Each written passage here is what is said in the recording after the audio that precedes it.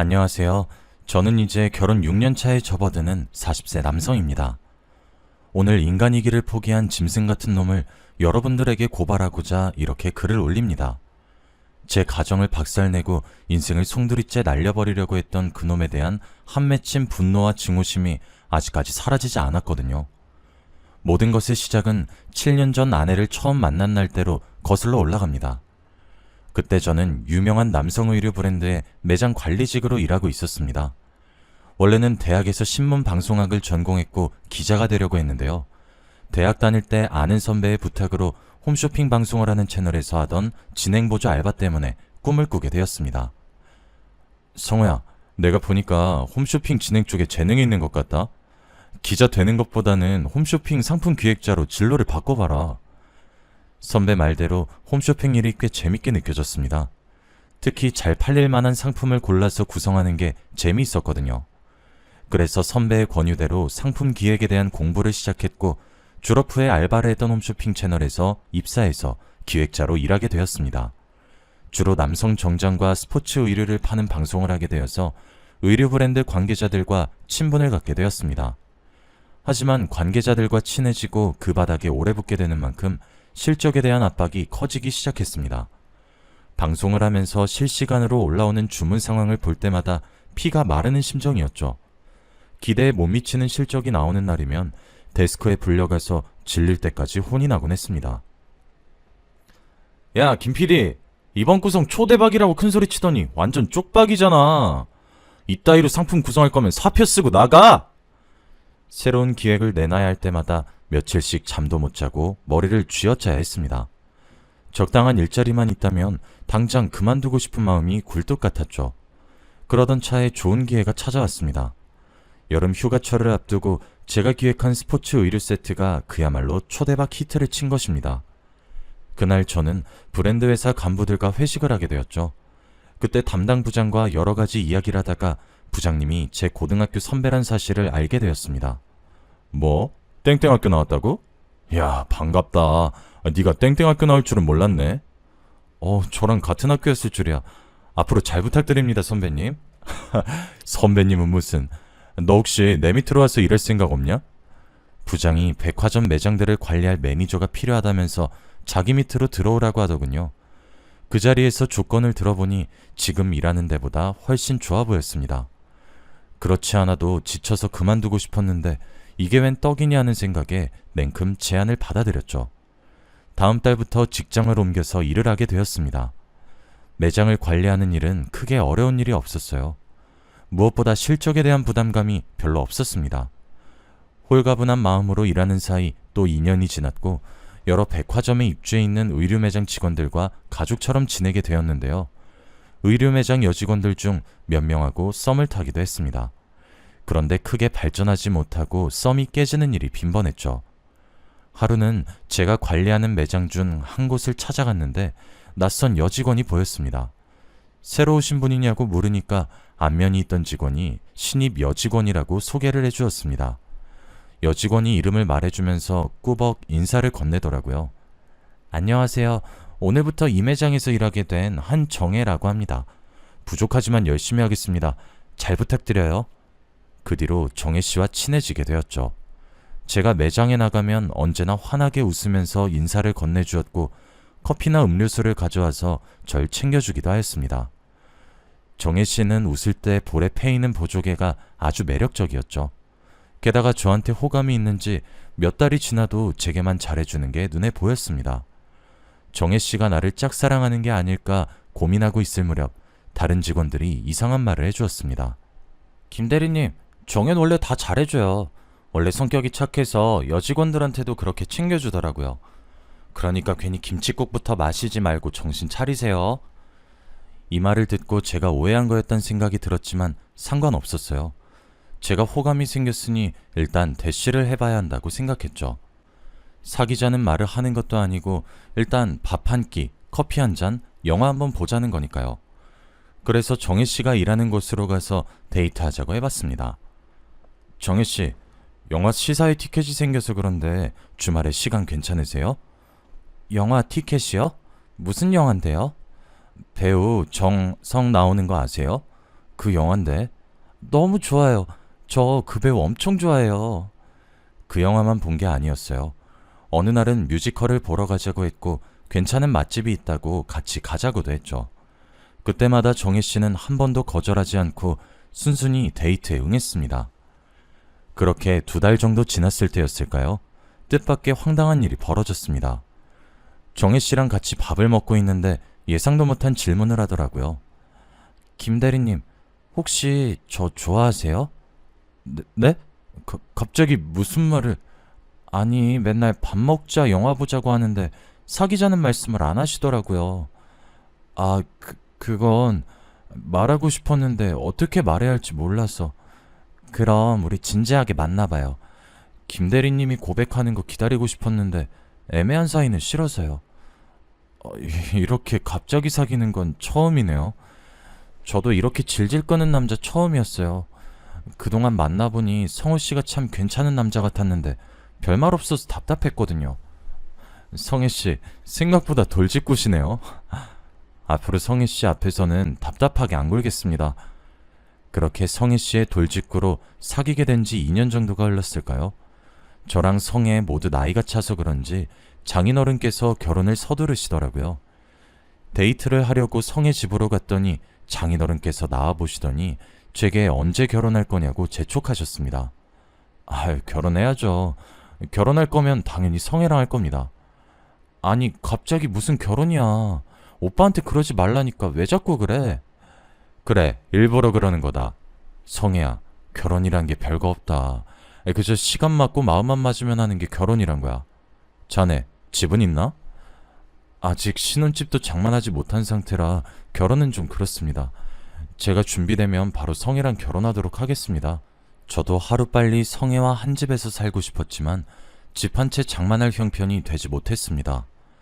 그렇다고 부모님에게 손을 벌릴 상황도 아니었죠. 엄마가 몸이 아파서 병원에 계셨고 장사를 하시는 아버지 수입의 절반 정도가 엄마 병원비로 들어가는 형편이었습니다. 성혜가 결혼 이야기 그만하라고 장인어른을 집으로 끌고 가려고 해도 고집이 있으셨습니다. 준비가 되면 결혼하겠다는 말에 장인어른께서 물으셨죠. 만약 대출로 집을 사게 된다면 자네가 얼마나 감당할 수 있나? 글쎄요, 한 7천 정도 될 것 같습니다. 그러면 나머진 내가 보태줄 테니 아파트 하나 장만해라. 장인어른의 파격적인 제안에 진짜로 결혼해야 하나 싶었습니다. 그런데 정신 차리고 보니 경매로 나온 아파트들을 보고 있더군요. 그 중에서 3억짜리 아파트를 구매하게 되었습니다.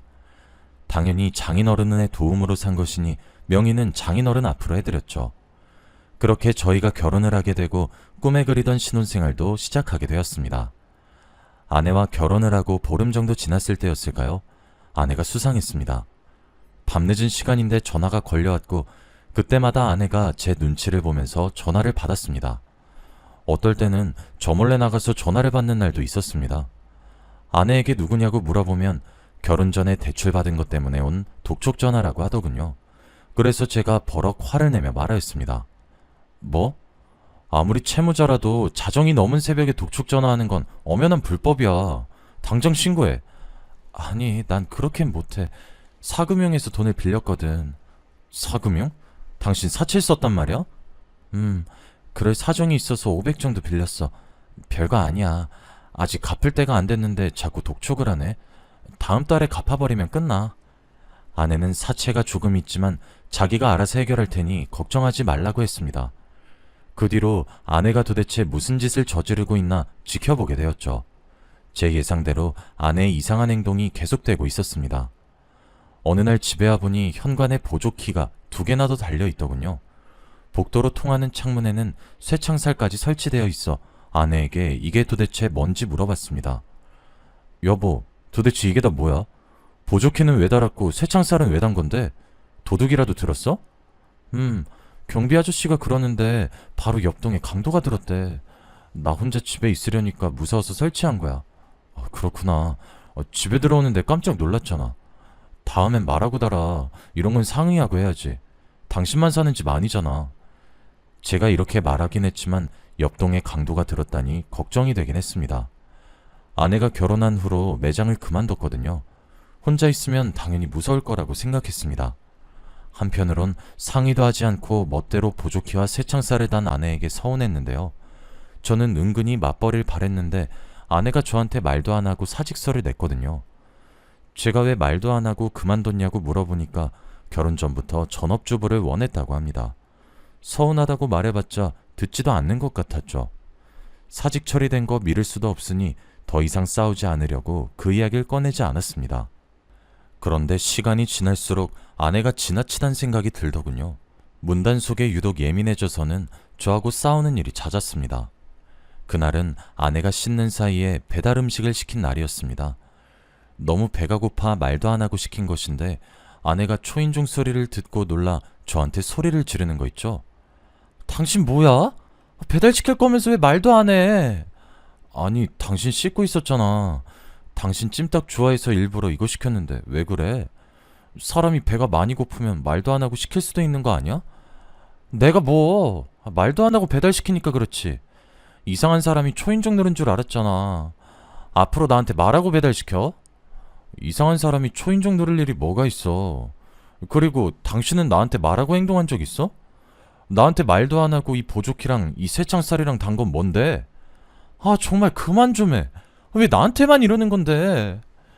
저도 그동안 쌓인 서운함을 폭발시킨 것도 있었지만 아내가 유독 예민하게 반응해서 놀랐습니다. 연애 시절 보던 아내의 모습이 아니었죠. 자기 전에 문이 제대로 잠겼는지 몇 번이나 강박적으로 확인하더니 이번에는 약을 먹는 모습을 보여주었습니다. 아내는 두통약이라고 둘러대길래 약통에 적힌 라벨을 기억해두고 인터넷에 검색해보았죠. 아내가 먹고 있는 약은 두통약이 아니라 신경안정제였습니다. 그것도 신경정신과 전문의 처방 없이는 살 수 없는 정신과 약이었죠. 그래서 제가 왜 숨기고 있었냐고 물으니 아내가 오히려 화를 냈습니다. 내가 정신과 상담받고 있는지 어떻게 알았어? 설마 내 가방 뒤져본 거야? 걱정되니까 그렇지. 두통약이라고 하길래 무슨 약인지 검색만 해본 거야. 당신 가방 뒤져본 적 없어. 그걸 왜 검색해보는데? 별거 아니라고 몇 번을 말해. 당신이 신경 안 쓰는 게 도와주는 거야. 그러니까 나한테 신경 꺼. 마누라가 정신과 약 먹고 있는데 어떻게 신경을 안 써? 밤마다 잠도 못 자고 머리 싸매고 있으면서 왜 말을 안 해주냐고. 그냥 머리가 아파서 먹는 약이라고 했잖아. 왜 소리를 질러? 당신 나한테 뭐 숨기는 거 있지? 뭘 숨겨? 그런 거 없어. 그러니까 제발 귀찮게 하지 말라고. 아내는 제가 캐내면 캐낼수록 그런 거 아니다, 신경 쓰지 말라는 말만 되풀이했습니다. 결혼 전에는 아니랬는데 같이 살면 살수록 아내를 믿을 수 없게 되더군요. 그런데 얼마 후에 아내의 휴대폰에서 뜻밖의 문자를 보게 되었습니다. 알림이 떠서 얼른 쳐다보았더니 남자가 보낸 게 분명해 보였죠. 너를 잊지 못하겠다고 하고 괜히 헤어졌다고 하는 걸 보니 저 몰래 바람을 핀 것 같았습니다. 여보, 이 자식 누구야? 이놈하고 무슨 관계인데 이런 문자를 주고받는 거야? 왜 남의 휴대폰을 몰래 훔쳐봐? 당신 지금 남이라고 했어? 내가 왜 남인데? 이럴 거면 나랑 왜 결혼했어? 아무리 부부 사이라도 사생활은 있어. 내 폰 이리 내놔. 허락 없이 훔쳐본 건 미안한데 폰은 못 돌려주겠는데? 솔직하게 고백하면 돌려줄게. 괜히 헤어졌단 문자는 뭔데? 그냥 예전에 알던 오빠인데 자꾸 연락하면서 귀찮게 하네. 별거 아니야. 됐지? 당신 이 자식이랑 바람 피는 거야? 뭐? 바람? 내가 미쳤어? 절대 아니야. 그런데 그냥 하던 오빠랑 이런 문자를 주고받는다고? 말도 안 되는 소리 하지 마. 당신 의처증 있어? 맨날 나보고 병원 가보자고 하더니 정신과 상담 받아야 될 사람은 당신이네. 그렇게 내가 의심스러우면 헤어져. 제가 불륜을 의심하자 아내는 길길이 날뛰면서 이혼하잔 말을 했습니다. 저희들은 그날 심하게 말다툼을 했고 서로에게 남아있던 애정마저 사라지고 말았죠. 결혼한 지 겨우 2달 된 신혼인데도 각방을 쓰게 되었고 서로 대화도 하지 않게 되었습니다. 그리고 며칠 후에 엄청난 사건이 터지고 말았습니다. 아내가 감쪽같이 사라졌는데요. 짐을 챙겨서 집을 나간 게 아니라 말 그대로 하루아침에 사라진 것입니다. 아내의 노트북도 집에 그대로 있고 옷이나 신발까지 모두 다 그대로 있었거든요. 전화를 해봐도 휴대폰은 계속 꺼져 있었고 문자를 해도 답이 없었습니다. 그래서 장인어른을 찾아가서 아내가 없어졌단 말을 전해드렸습니다. 정혜가 없어지다니 그게 무슨 말인가? 저도 어떻게 된 영문인지 모르겠어요. 퇴근하고 집에 와보니 짐은 그대로 두고 몸만 사라졌어요. 벌써 이틀이나 지났습니다. 혹시 장인어른께서 알고 계신 게 있나 해서요. 세상에 어떻게 이런 일이... 장인어른도 아내가 사라진 줄 모르고 있었나 봅니다. 깜짝 놀라서 어찌할 바를 모르고 허둥거리시는 게 보여서 경찰에 신고하기로 마음먹었죠. 장인어른께서도 모르신다니 우선 경찰에 실종 신고를 해봐야겠네요. 김서방, 며칠만 더 기다려봐. 정혜가 절대 가출을 할 애가 아니란 거 자네도 알지 않나? 분명히 말 못할 사정이 있을 거야. 며칠 내로 연락이 올 테니까 조금만 기다려보자고. 딸이 사라졌는데 신고를 하지 말아달라니 무언가 이상해 보였습니다. 이렇게 갑자기 사라진 거면 범죄에 연루됐을 가능성이 크니까요.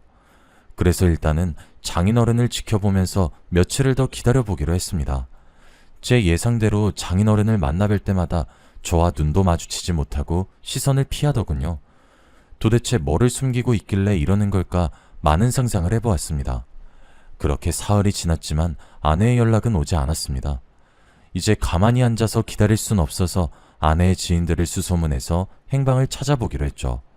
이 방법도 소용이 없으면 장인어른에게 신고하겠다는 통보를 하고 바로 경찰서로 가보려고 했습니다. 제가 아내의 지인들을 찾아가자 모두 다 깜짝 놀라면서 의외란 반응을 보였는데요. 아내의 실종과 관련된 단서를 찾지 못하다가 마지막으로 아내의 고등학교 친구에게 한 통의 전화를 받게 되었습니다. 안녕하세요. 저 성혜 친구 미연이라고 합니다. 친구들이 성혜가 갑자기 실종됐다고 하던데 그게 사실인가요? 네, 맞아요. 갑자기 사라졌습니다. 저기, 그럼 오늘 시간 되면 만날 수 있을까요? 제가 드릴 말씀이 있어요.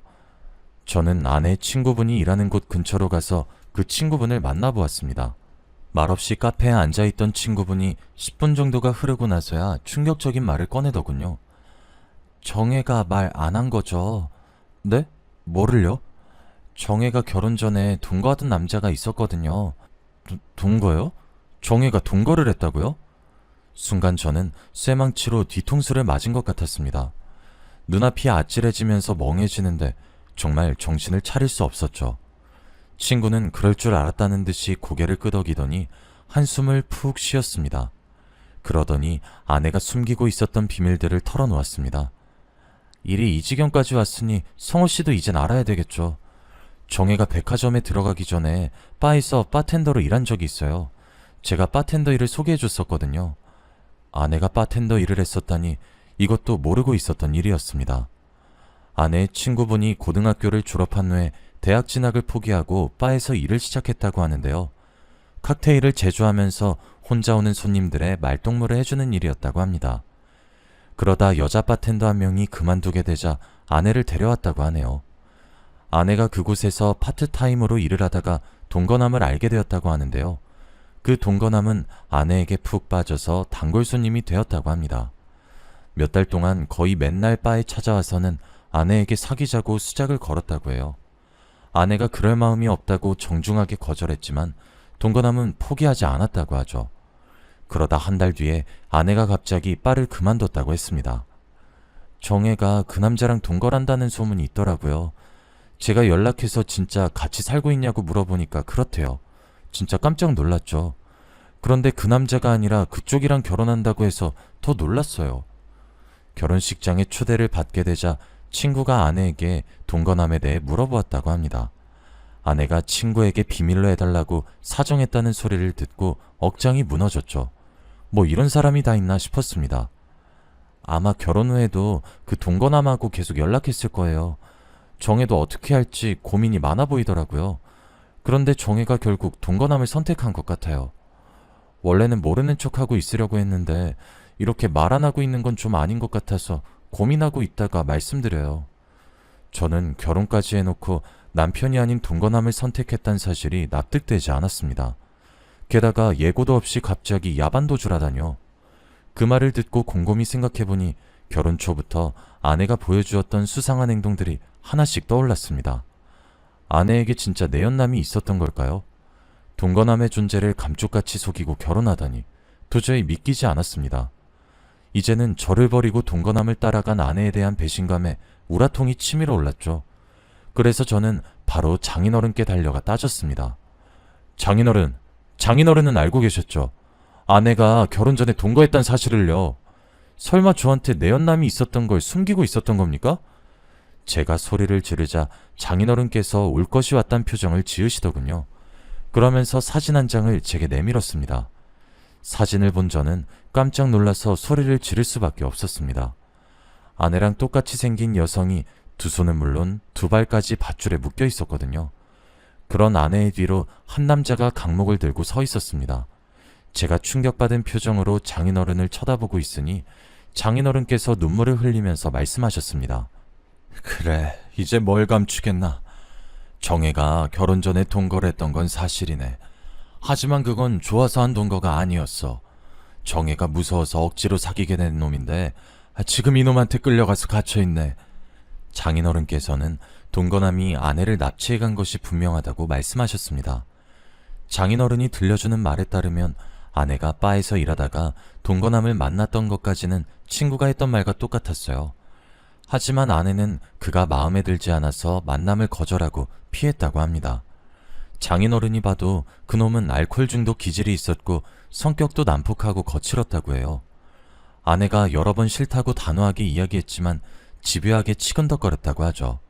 결국 바를 그만뒀는데도 불구하고 핸드폰 번호를 어떻게 알아냈는지 전화나 문자를 하거나 집까지 찾아와서 괴롭혔다고 합니다. 장인어른이 직접 본 장면도 수도 없이 많았다고 하죠. 아내가 경찰을 불렀다고 하자 목숨을 위협하기도 하였습니다. 뭐? 경찰? 나 피하더니 정신이 나간 거야? 왜 경찰을 부르는 건데? 제가 싫다고 했잖아요. 이제 그만 좀 해요. 그만하긴 뭐래. 너야말로 그만 좀 해. 언제까지 날 피할 거야? 이런 식으로 소리 지르면서 아내를 덮치려고 했지만 다행히 경찰이 와서 아내가 다치진 않았다고 합니다. 하지만 막상 경찰이 출동하면 자기가 정신과 약을 먹고 있다고 핑계를 대거나 여기서 무릎 꿇고 사죄한죄밖에 없다며 눈물을 흘렸다고 해요. 그렇게 눈물을 흘리다 경찰이 가버리면 그놈은 악마로 돌변했다고 합니다. 매일같이 협박 문자와 전화를 해대서 아내가 노이로제에 걸렸다고 하죠. 몇 번이나 이사를 하고 전화번호를 바꿔도 그놈은 아내가 있는 곳을 어떻게든 알아내서 찾아왔다고 하는데요. 그동안 몇 번의 신고가 오갔지만 경찰들은 소극적으로 대처했다고 합니다. 결국 아내가 동거남의 협박에 못 이겨서 끌려갔다고 하죠. 동거가 말이 동거지 거의 감금 상태로 보름 넘게 갇혀 있었다고 하네요. 여자로서는 치욕스러운 짓을 당하다가 장인어른의 신고로 경찰이 출동해서 겨우 구출해냈다고 합니다. 하지만 그놈은 경찰에 잡혀가도 미꾸라지처럼 법을 이용해서 며칠 만에 풀려났습니다. 그놈을 피해서 새로 이사한 지 한 달 만에 느닷없이 집에 들이닥쳐서 아내와 장인에게 폭행을 가하기도 했죠. 네가 나를 피해서 도망치면 못 찾을 줄 알아? 내가 말했지. 넌 내 거야. 내 여자란 말이야. 한 번만 더 도망치려고 들면 죽여버릴 거야. 이런 천하의 못된 놈 같으니라고. 내가 살아있는 한 너한테 쓰레기한테 내 딸을 줄 수 없어. 경찰에 신고했으니까 딱 기다려. 다시 깜빵에 넣어줄 거니까. 뭐? 깜빵? 이 영감이 죽고 싶어서 환장했나? 오늘이 당신 제삿날인 줄 알아. 장인어른이 아내를 끌고 가려는 그놈에게 달려들었지만 칠순을 넘긴 장인이 건장한 30대 남자를 힘으로 당해낼 수 없었습니다. 장인어른이 결국 그놈에게 맞고 기절해버렸죠. 장인어른이 기절한 사이에 아내를 끌고 가서 차에 태우려고 했는데 이웃의 신고를 받고 출동한 경찰들에게 잡혔다고 합니다. 경찰의 도움으로 아내는 겨우 위기를 넘겼는데 어처구니 없는 일이 벌어졌다고 해요. 폭행죄와 부녀자 납치 혐의로 구속되어서 실형이 떨어졌는데 억울하다고 항소를 했다는 거예요. 그래도 장인어른은 그놈이 금방 풀려나지 않을 거라고 생각했습니다. 항소를 해봤자 아내와 장인을 악독하게 괴롭힌 증거가 있으니 최소한 몇 년은 징역살이를 해야 한다고 생각했던 거죠. 그런데 3개월 전에 그놈이 느닷없이 풀려났다는 소식을 들었다고 합니다. 그놈이 어김없이 아내에게 연락을 하면서 접근했던 거죠. 아빠, 어떻게 하면 좋아? 그 자식이 또 찾아와서 행패 부릴 텐데 우리 어떻게 하지? 아내가 그놈한테 문자를 받자마자 겁에 질려서 울었다고 하는데요. 장인어른은 아내를 다독이면서 사귀는 남자가 있냐고 물었고 아내는 저를 떠올렸던 겁니다. 그럼 됐다. 당장 그 남자랑 결혼해라. 아무리 정신병자의 사이코 같은 놈이라도 결혼해서 가정이 있는 유부녀에겐 함부로 하지 못할 거야. 아내는 그놈에게서 벗어나기 위해서 서둘러서 저와 결혼을 했던 거죠. 하지만 그놈은 유부녀가 된 아내에게도 계속 접근을 했고 아내를 납치하는 말도 안 되는 짓까지 저지른 겁니다. 이 사진은 그놈이 나한테 보낸 거야. 딸이 저런 모질고 험한 꼴을 당하는데 내 마음은 어떻겠나? 당장 경찰에 신고하고 싶지만 그놈은 정상적인 사람이 아니라서 우리 딸한테 무슨 짓을 저지를지 몰라. 게다가 그 범죄자 놈이 경찰이 추적하고 있다는 사실을 알면 아내를 쥐도 새도 모르게 죽여버린다고 협박했다고 해요. 그렇다고 넋놓고 앉아있을 순 없잖아요. 경찰의 도움을 받아야 해요. 신고 안 하면 안 사람이 어디 있는지도 알 수 없습니다. 저는 몇 분 동안 장인어른을 설득시킨 뒤 경찰서로 달려가서 아내가 납치당한 것 같다고 말했습니다. 그런데 경찰이 하는 말이 기가 막혔습니다. 그 납치범이 옛날에 동거하던 남자라고 하니 바람이 난 거 아니냐고 하더군요. 경찰이란 작자들이 낄낄대면서 말하는데 속에서 열불이 터졌습니다. 제가 이성을 잃고 지금 장난하는 거냐고 소리치니 그제야 나이가 지긋해 보이는 경찰이 와서는 제게 이렇게 말하였습니다. 실종이 아니라 단순 가출 같습니다. 경찰서는 개인적인 가정사를 해결해주는 곳이 아닙니다. 제가 보기엔 가정법원에 가보셔야 할 것 같아요. 네? 이건 가출이 아니라 납치라고요. 저 증거도 있어요. 여기 아내가 납치당한 사진도 있는데. 네네, 거기 두고 가세요. 경찰은 제 말을 들을 생각이 없어 보였습니다.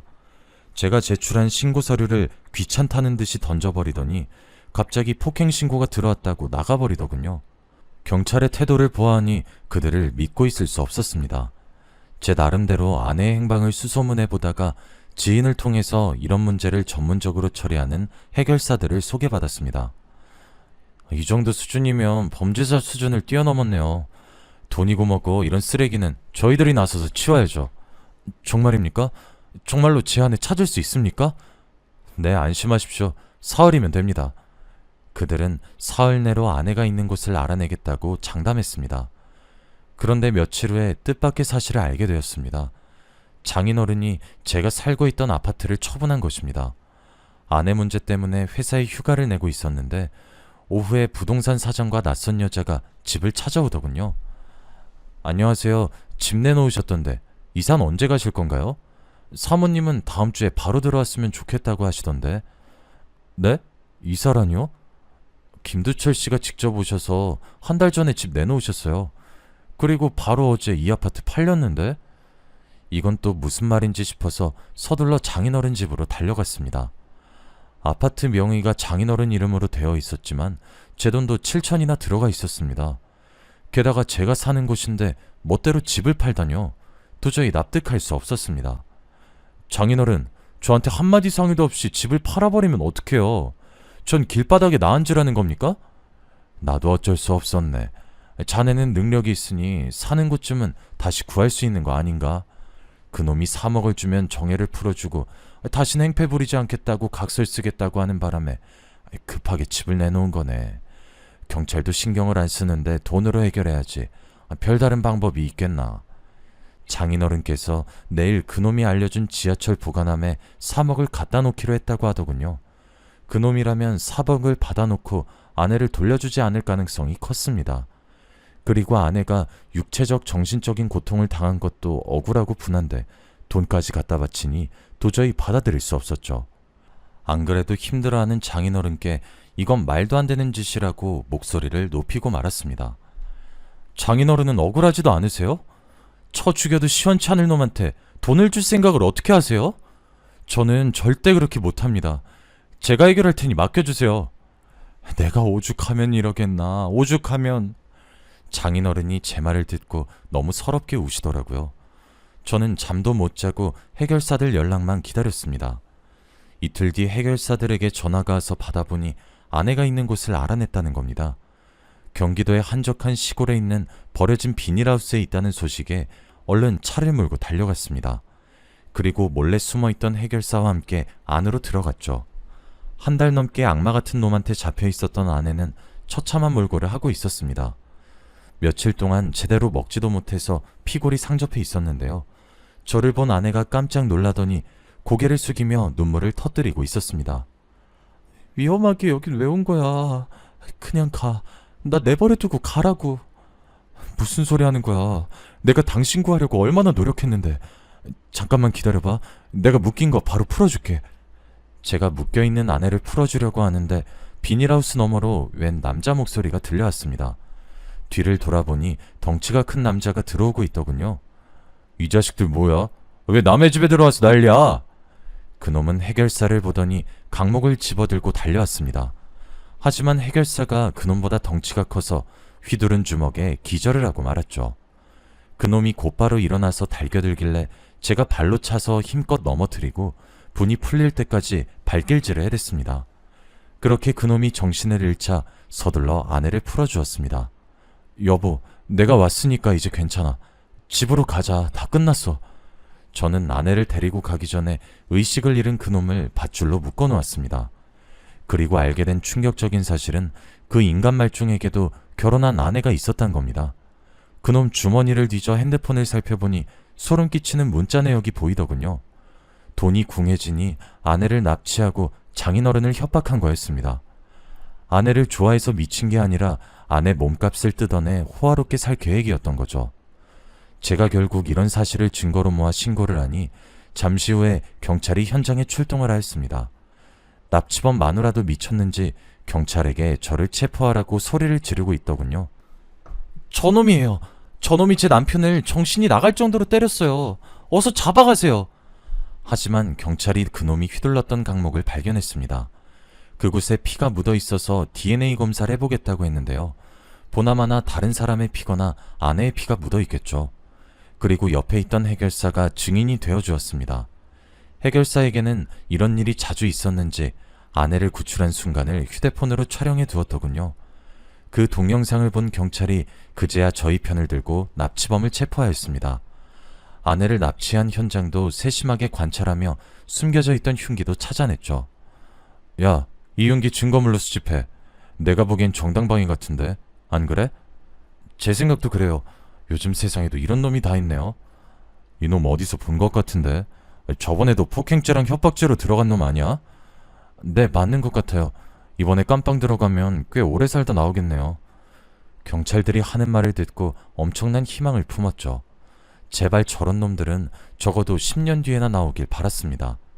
인간이라고 하기 어려운 이 두 짐승들은 감옥으로 들어갔는데 아내는 지금도 그놈들 때문에 불안해하고 있네요.